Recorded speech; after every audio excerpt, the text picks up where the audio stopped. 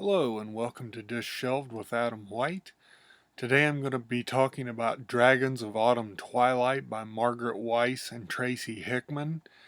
It's a classic Dungeons and Dragons novel that was written in 1984, what came out in 1984, and is considered a classic among fantasy novels, which it should be because it's a really great high fantasy novel, and it just has a lot going for it. It was written based on the first two modules of the Dragonlance game that's a part of Dungeons and Dragons. It's a setting, has a lot of dragons in it, and so they took that as the basis for starting the novel, and wrote it from there. And while it has some elements that seem like kind of like a Dungeons and Dragons module, it really shines because of its characters. Now, the characters, I'm going to go from a list over here so I don't forget anybody, are Tanis, who is a half elf and the leader of the companions. He's torn between his human heritage and his elf heritage because the elves see him as part human, and that is a negative to them. And the humans see him as half elf, which makes them suspicious of him because they're always suspicious of the elves. And so he's really caught in between two people and not sure which one to turn to. So he's a really interesting character with a duality of nature in his heritage. Spider on there. Anyway, that's really interesting. Uh,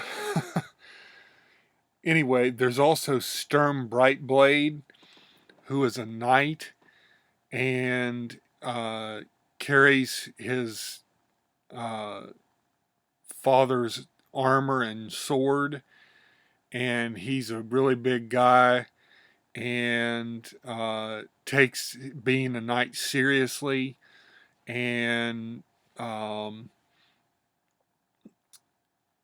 is just a really interesting character because when he makes a vow, he keeps it, and he really does a lot to help out the companions in this novel. There's also Gold Moon and Riverwind. Gold Moon is the daughter of a chieftain of a barbarian tribe, and she and Riverwind, who is her sort of boyfriend, have ran away from their village only to find it uh, destroyed, and so they're the last of their people. And something really interesting happens with Gold Moon, and I won't say much more for their story because there are some major surprises in the middle of the story on them. There's also Cameron Majir and Raceland Majir. Caramon is a big, strong, kind of a knight, not really a knight, but just a warrior. And his twin brother is Raceland, who is a sickly, small wizard. And it's a really interesting dichotomy watching the two of them as twins because one is so big and healthy and fighting and is really counted upon as a warrior, and the other twin is small and sickly and is kind of distrusted because he's a wizard, and you don't know exactly what all he did in order to gain his powers. And there's also Flint Fireforge, who's an old dwarf and a friend to Tanis. Uh, I felt sometimes he was just played as the grumpy old dwarf, and but there was times when you could see more to his character um, than than just being the gruff old dwarf. So I think maybe it's a first book and I think 4 books, and so I think there's room for growth for him in the next ones, and maybe we'll get a little bit more of his backstory. And there's also Tasselhoff Burfoot, a small Kender, who they call him a Kender, although that's what I think is mostly referred to as a halfling in most fantasy and Dungeons and Dragons stuff. I guess they're just called Kenders in the Dragonlance setting.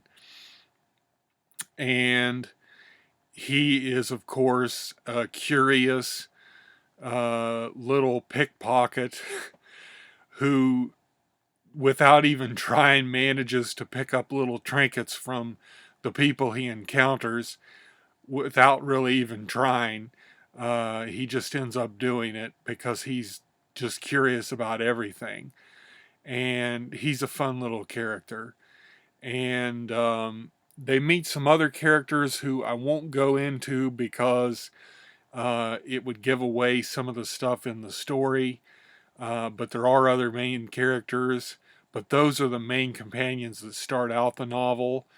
And they are on a quest to fight a dragon high lord Verminard, which is a great name for a villain. And he has dragons at his command. And I mean, that's not, they don't know about the dragons right at the beginning, but I mean, it's called Dragons of Autumn Twilight. So, I mean, you know, there's going to be dragons in it. So, I'm not really ruining anything. Uh, but the dragons don't show up till later. And it's a surprise because the people think that dragons passed long ago. And so that how they can overcome dragons is part of the uh, mystery of the book. And they also know of an ancient magic item called the Dragonlance, which is what Dragonlance gets its name from, which was a weapon used by a human warrior named Huma, who defeated the dragons long ago when the old god, before the old gods left. And that's part of their quest, is they're searching for the old gods and proof of their existence. And there's evil gods and good gods. And it's really interesting how those play out in the story.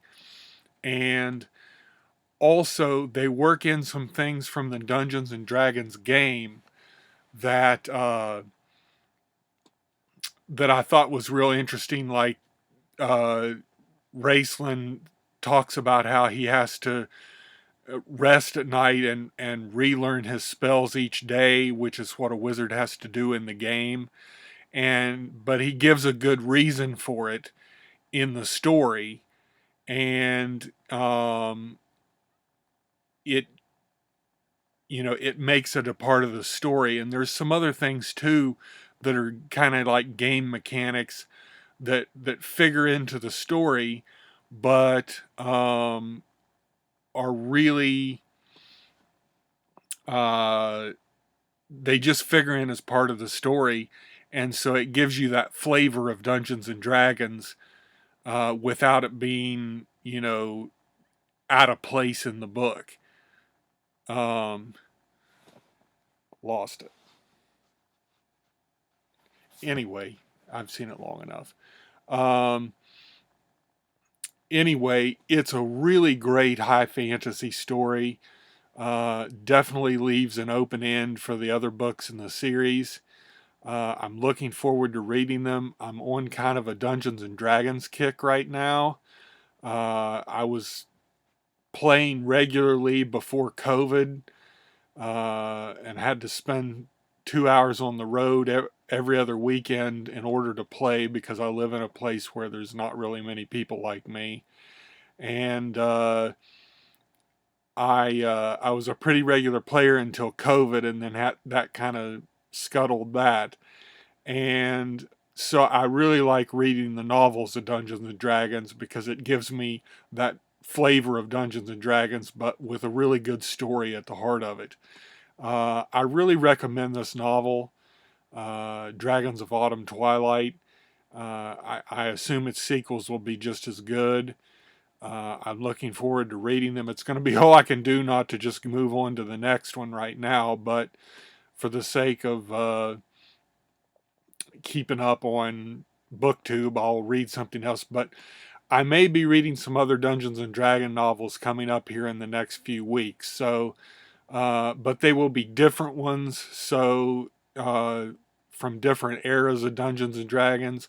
So you may find, if you like Dungeons and Dragons, you'll find these interesting, more interesting than people that don't. But the thing about it is that you can really enjoy these stories even if you don't know anything about Dungeons and Dragons, and get a flavor of Dungeons and Dragons and see that you might like the game because of the stories that come out of it.